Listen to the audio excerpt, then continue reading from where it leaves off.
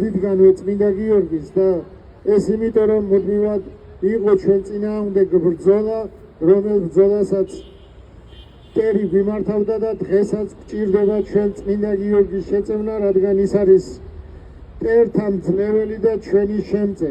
შეგვეციოს წმინდა გიორგი და წარგვიმართოს ეს ბრძოლა მოგვაგებინოს და მოგვაშოროს ჩვენი ერის მტერი, ვინც ემტერება ჩვენს თავისუფლებას, ვინც ემტერება ჩვენს დამოუკიდებლობას, ვინც ჩვენს ერთა შორის ერად დგომას ეწინააღმდეგება, მოგვაშოროს და ღმერთმა ქნას რომ ჩვენი მომავალი თაობა, თავისუფალი თაობა თავისუფლად იყოს სოფლიოს მოქალაქე და თავისუფლად შეეძლოს რომ საქართველო წარადგინოს სოფლიოს წინაშე და ჩვენ ამისთვის უნდა ვიზრუნოთ, როგორც გიორგის არ ეშინოდა, ისე ჩვენც არ უნდა შეგვეშინდეს, რადგან გამარჯვება არ არის მხოლოდ ვინმეს დაჩაგვრაში ან მოგებაში, ვინმეს მიმართებაში, არამედ გამარჯვება არის, როცა არ თმობ, როცა ჯიუტად გეხარ სიმართლეზე და სიმართლეს არ თმობ, ესე გაუმარჯვია ჩვენ წმინდანებს და ესე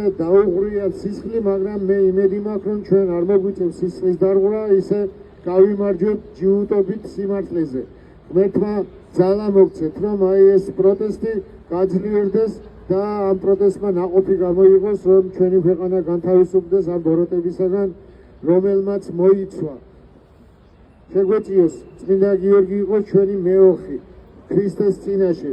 მეოხი ნიშნავს მე ექოს, ექო იცით რომ ბერძნული სიტყვა ხმის გადატანას ნიშნავს და ამიტომ ვილოცოთ შიგნით რომ ჩვენი ხმა გადაიტანოს და მიიტანოს ჩვენი ვედრება ღმერთამდე და ღმერთი შეგვეციოს. უფალი გვისმენს, უფალი ამბობს რომ ყური უფლისა მართალთა ზედა და მან გითხარა რომ მე მართლებს უსმენ და უფალი გვისმენს, უფალს ესმის ყველაფერი და მოვა ის დროც, როცა უფალი შეგვეწევა და გაგვანთავისუფლებს.